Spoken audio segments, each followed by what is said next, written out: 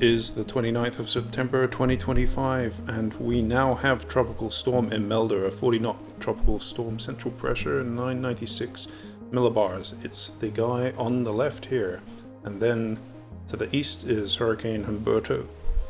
Humberto is moving north a little quicker than Imelda, but Imelda will take a sharp turn now to the east-northeast by Tuesday as Humberto is eroding away the ridge, allowing the storm to move to the east.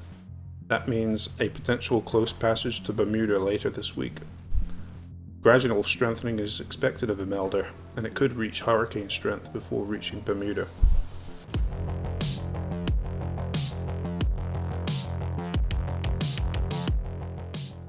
So, here is the hurricane wharf. I have not looked at this yet, so let's look at it together.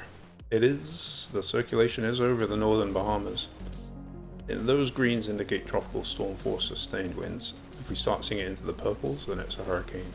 Storm edging north and definitely becoming a lot better organized as we head into Tuesday. And then it's kind of hanging in there as a strong tropical storm and brief bit of, there we go, category 1 hurricane, maybe cat 1. And then where is Bermuda? There it is. So Bermuda appears to the east of the storm, but here's the deal. You can see that there's an intense band of strong winds on the western flank of the storm, and the suggestions are that there is a potential for a sting jet to develop with this storm as it's kind of beginning to transition, becoming extratropical. Whether that sting jet band of intense winds coming down from the north will go over Bermuda, well, I mean, huge amounts of uncertainty at this point. But at the moment, it does actually bring those strong hurricane force winds over Bermuda. So what is the timing on this potential event?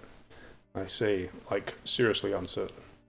But it is Thursday, 12Z on Thursday. There is the jet of winds passing over Bermuda. And that would be, early morning Thursday. Apparently the sting jet is in the European Center model as well, which is kind of surprising because it is it's coarser resolution. But so what we're looking at here, let's get the bearings. So Humberto is off to the east here, and it's going to pass north of Bermuda, which is over here where it says Hamilton. So that's going to go north, and then we're watching for Imelda over here. I'm going to push it forward. We'll see Imelda take that sharp turn to the east, and it's just going straight bang towards Bermuda. And let's just see. So look at those winds strengthening up. At that point, 75 knots sustained, and then it moves through. Yeah, look at that. So it's also showing really the strongest winds of the life cycle of the storm, really when it's closest to Bermuda. In the European Center model case, it doesn't actually take the storm directly over Bermuda, so really will be a fine-tuning the track will be key.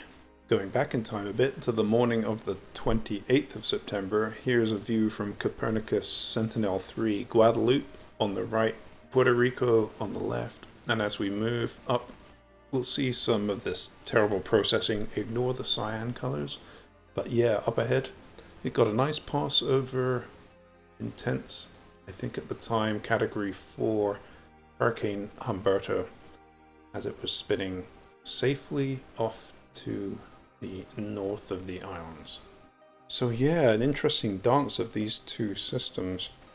Let's take a look here at the European Center model, showing them in the broader view. And so I think I will wrap it up at this point. You can see that Humberto's main winds do miss Bermuda. So our main story we're going to be checking very careful about is a potential late Thursday perhaps, or Thursday at some point, or Thursday morning, sometime on Thursday, depending on how the track develops, the close passage to Bermuda. And at the moment, the multiple models indicating a potential sharp blast of north winds on the western flank of the storm, potentially passing over the island if it takes a track close enough. So thanks for watching. We'll keep an eye on this one.